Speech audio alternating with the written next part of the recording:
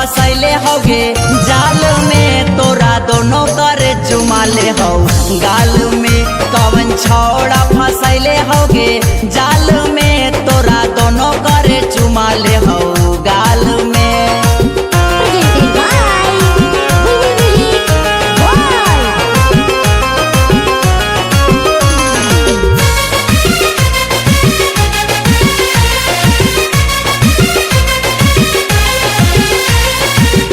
घुस जाही पार्क में गे मौका तू पाके ओठ चूसवा बही गे गोदी में सुता के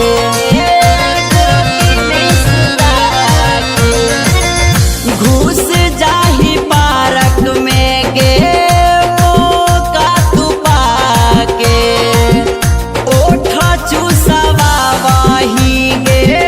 गोदी में सुता के।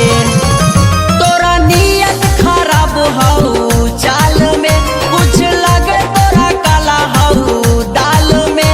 कवन छौड़ा फसैले होगे जाल में तोरा दोनों करे चुमाले हो गाल में। कवन छौड़ा फसैले होगे जाल में तोरा दोनों करे चुमाले हो गाल में।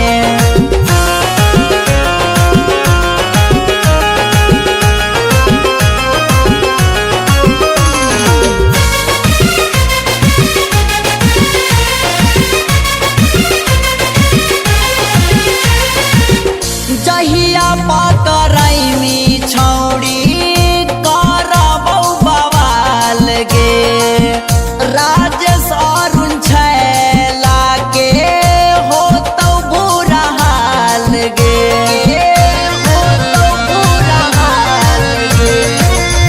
जहिया पकड़ैमी छौड़ी करबौ बवाल गे राजेश अरुण छैला के होतौ बुरा हाल गे।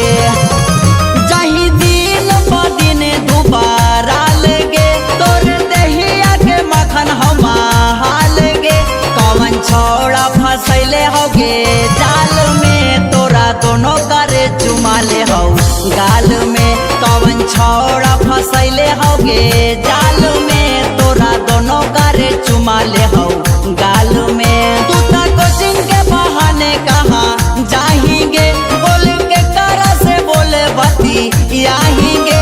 कवन छौड़ा फसैले होगे जाल में तोरा दोनों करे चुमाले हो गाल में।